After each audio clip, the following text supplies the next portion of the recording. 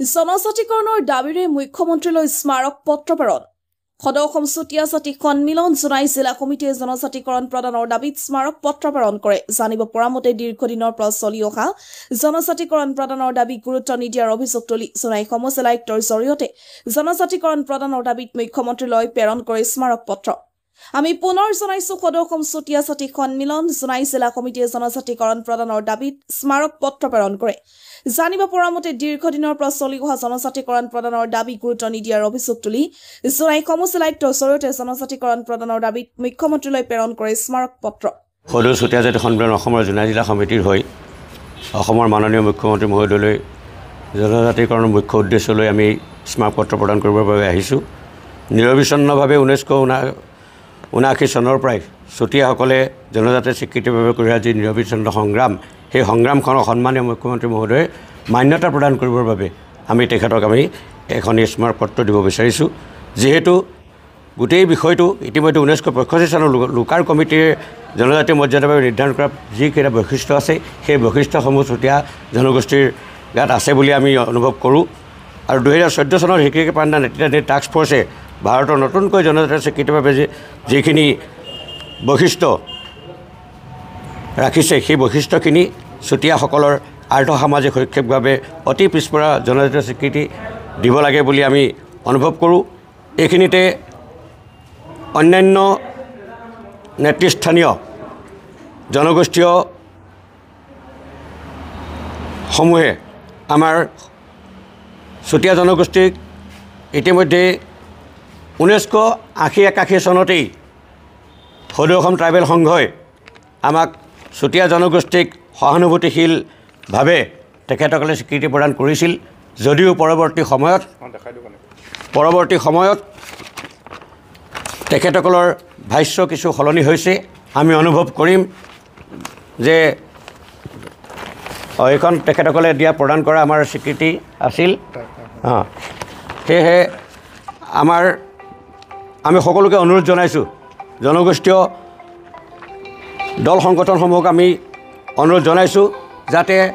চুতীয়া জনগোষ্ঠীটোক জনজাতীয় মৰ্যাদা প্ৰদান কৰিবৰ বাবে তেওঁলোকৰ যিটো সহমৰ্মিতা আছিল সেই সহমৰ্মিতা আজিকো প্ৰতি থাকক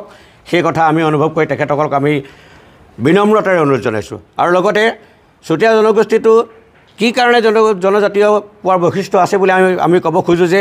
বৰ্তমানলৈকে এজনো IAS IPS আৰু আনকি SCS প্ৰথম শ্ৰেণীৰ SCS নথকা নদীপৰীয়া চুতীয়াসকল বাস কৰা শিক্ষাৰ বাবে অপৰাধ সেই অনুষ্ঠানসমূহতে ছাত্ৰ ছাত্ৰীসমূহে ইতিমধ্যে তেওঁলোকে পাঠদান কৰি আহিছে সেয়েহে কাৰোবাৰ সুবিধা দিলে কাৰোবাৰ বঞ্চিত হ'ব এই ৰাজনীতিৰ পাছত স্বাধীনতাৰ পিছৰে পৰা বৰ্তমানলৈকে চুতীয়াসকলে সামাজিক অৰ্থনৈতিক শৈক্ষিক সকলো দিশতে বঞ্চিত হৈ থাকিল চুতীয়াও এইখন স্বাধীন দেশৰে নাগৰিক গতিকে চুতীয়াৰ ক্ষেত্ৰত সদায় এনে বঞ্চনা নকৰি জনজাতীয় স্বীকৃতি দিয়ক বুলি আমি সদৌ অসম চুতীয়া জাতি সন্মিলনৰ তৰফৰ পৰা সজোৰে আমি দাবী কৰিছোঁ আৰু আমি সিদিনা 12 তাৰিখে যোৰহাটৰ তাৰকা গৃহত সদৌ অসম চুতীয়া জনগোষ্ঠীৰ যি সন্মিলন আছে সেই সন্মিলনী সভাই আমি কেইবালানিও আমি আন্দোলনৰ কাৰ্যসূচী হাতত লোৱাৰ কথা আমি ইতিমধ্যে ঘোষণা কৰা হৈছে সেয়েহে ইয়াৰ মাজতেই সিদিনা অসমৰ মাননীয় মুখ্যমন্ত্ৰী ডাঙৰীয়াই চুতীয়াসকলৰ লগত জনজাতি সম্পৰ্কে আলোচনা কৰাৰ কথা ইতিমধ্যে জোনাই চিমেণ্ট চাপৰিত উল্লেখ কৰি গৈছে সেয়েহে আমি তেখেতক আজিৰ এই মজিয়াৰ পৰা আমি অনুৰোধ জনাওঁ যাতে খুব কম সময়ৰ ভিতৰতে আমাক তেওঁলোকে নিমন্ত্ৰণ জনাই আমাৰ এই বিষয়টো আলোচনা কৰি আমাক জনজাতিৰ মৰ্যাদা প্ৰদান কৰাত তেখেতে আমাক সুবিধা প্ৰদান কৰিব বুলি আমি আশা কৰিছোঁ সেয়েহে আমি যদি তেখেতে আমাৰ এই পৰ্যায়ত যদি কোনো চিন্তা চৰ্চা নহয় ডাবল ইঞ্জিন থকা যিখন চৰকাৰ সেই ডাবল ইঞ্জিন থকা চৰকাৰখনে যিহেতু ভাৰত চৰকাৰেহে এনেকুৱা জনজাতি দিব পৰা পৰ্যায় থাকে সেয়েহে আমি অসম চৰকাৰৰ জৰিয়তে কেবিনেটৰ জৰিয়তে তেখেতে উল্লেখ কৰিছে অহা 25 নৱেম্বৰ তাৰিখে আমাৰ অসমৰ কেবিনেটত এই সম্বন্ধে আলোচনা হ'ব আৰু ইয়াৰ প্ৰতিলিপি ভাৰতবৰ্ষৰ কেবিনেটলৈ পঠিয়াব সেয়েহে আমি ডাবল ইঞ্জিনৰ চৰকাৰখন অসমৰ ভাৰতবৰ্ষৰ মাননীয় প্ৰধানমন্ত্ৰী ডাঙৰীয়াৰ জৰিয়তে চুতীয়া জনগোষ্ঠীকো অন্যতম এক জনজাতীয় ৰূপে ঘোষণা কৰিলে আমাৰ জাতিটো উপকৃত হ'ব আৰু সেয়েহে আমি সকলোলৈকে সমৰ্থন থাকিব অন্যথাই আমি পৰৱৰ্তী সময়ত আমি জংগী আন্দোলন কৰিবলৈ বাধ্য হ'ম ধন্যবাদ সেয়েহে নমস্কাৰ কথা হ'ল আপোনাৰ প্ৰশ্নটোৰ উত্তৰ আমি এনেধৰণে দিব খুজিম সদৌ অসম চুতীয়া সন্মিলনে ইতিমধ্যেই গত যি 12 তাৰিখৰ বৈঠকত তাত এটা এলানি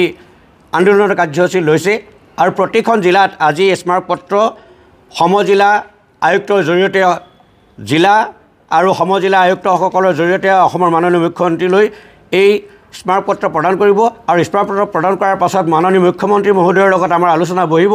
আৰু সেই আলোচনাত যদি ফলপ্ৰসূ আলোচনা হয় তেতিয়াহ'লে সন্মিলনে পৰৱৰ্তী সময়ত অন্য ধৰণে চিন্তা কৰিব আৰু অন্যথা আমাৰ সদৌ চুতীয়া জাতি সন্মিলনে অহা 24 অক্টোবৰত একলানি ধৰ্মঘট কাৰ্যসূচী পালনৰ চিন্তা চৰ্চা কৰা হৈছে আৰু অহা 10 নৱেম্বৰ তাৰিখে ৰাজপথৰ কাৰ্যসূচী লোৱা হৈছে যদি আমাৰ এই আলোচনা যদি ফলপ্ৰসূ হয় তেতিয়াহ'লে হয়তো সদৌ অসম চুতীয়া জাতি সন্মিলনে পৰৱৰ্তী সময়ত বিবেচনা কৰিব বিষয়টো